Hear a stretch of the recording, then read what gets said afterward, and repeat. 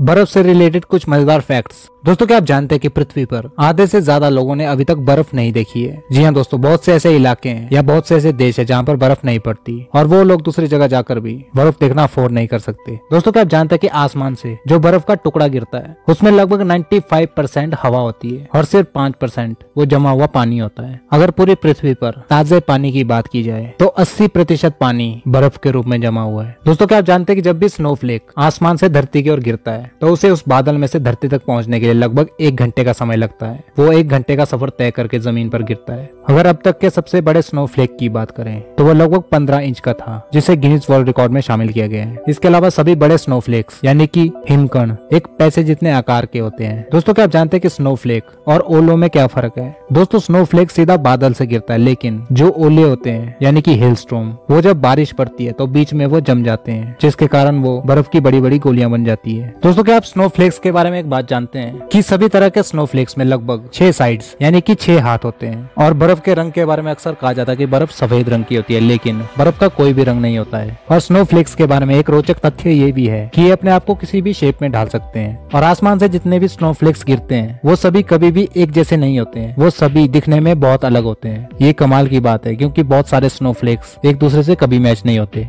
दोस्तों बर्फ के जमने की बात की जाए तो जब आसपास का मौसम 0 डिग्री सेल्सियस तक पहुंच जाता है तो तब बर्फ जमना स्टार्ट हो जाता है और बर्फ तब पिघलती है जब ये 32 डिग्री से ज्यादा गर्म हो जाती है। दोस्तों पृथ्वी के 2 हिस्से पर बर्फबारी होती है, एक पृथ्वी के साउथ पोल पर और दूसरे इसके नॉर्थ पोल पर। अगर बीच के हिस्से में देखा जाए तो वहाँ पर बर्फबारी बहुत कम होती है। दोस्तों क्या आप जानते हैं कि पृथ्वी के अलावा मंगल ग्रह यानी कि मार्स पर भी हिमपात यानी कि बर्फबारी होती है। दोस्तों क्या आप जानते हैं कि पूरी दुनिया में सबसे ज्यादा खतरनाक बर्फबारी कब हुई थी? तो दोस्तों ये बर्फबारी अमेरिका में साल 1921 में आई थी। ये स्नोफॉल सिल्वर लेक में हुआ था और ये पूरे 24 घंटे तक चली थी, जिससे सिल्वर लेक 7 फीट तक ढक गया था और 24 घंटे बाद भी बर्फबारी रुकने का नाम नहीं ले रही थी और ये रिकॉर्ड आज भी कायम है। इसके अलावा पृथ्वी पर बहुत से ऐसे जानवर हैं जिन्हें सिर्फ जीने के लिए बर्फबारी की जरूरत होती है। बर्फ एक ऐसी चीज है जिनसे उनका जीवन है। बहुत से ऐसे जीवाणु भी है जो बर्फ में ही सर्वाइव करते हैं या बर्फ में ही बनते हैं। और ज्यादातर दुनिया में बर्फ का हिस्सा यूनाइटेड स्टेट्स ऑफ अमेरिका के वाशिंगटन में एक माउंट बेकर नाम का एक पहाड़ है, उस पर गिरता है। दोस्तों जब पानी के ऊपर बर्फ के फाहे गिरते हैं तो उसकी आवाज इतनी कम होती है कि इंसानों को उससे कोई फर्क नहीं पड़ता, क्योंकि इंसान उतनी कम आवाज को नहीं सुन सकते। लेकिन उन स्नोफ्लेक्स के पानी पर गिरने से मछलियों को बहुत ज्यादा परेशानी होती है, क्योंकि मछलियों को स्नोफ्लेक्स का साउंड बहुत ज्यादा लगता है। दोस्तों क्या आप जानते हैं कि सबसे छोटे स्नोफ्लेक्स का साइज कितना होता है? दोस्तों आप जानकर हैरान रह जाएंगे कि सबसे छोटे हिमकणों का साइज लगभग हीरे के धूल के कण के बराबर होता है, हीरे के क्रिस्टल के साइज के बराबर। और इंसान के बाल जितने छोटे और पतले स्नोफ्लेक्स सबसे छोटे साइज के होते हैं। दोस्तों जब भी आप एक ऐसी जगह घूमने जाते हैं जहाँ पर बर्फ पड़ी हो तो आपको हमेशा सनग्लासेस लगा के जाने चाहिए, क्योंकि जहाँ पर बहुत ज्यादा बर्फ होती है वहाँ पर अगर खुली धूप हो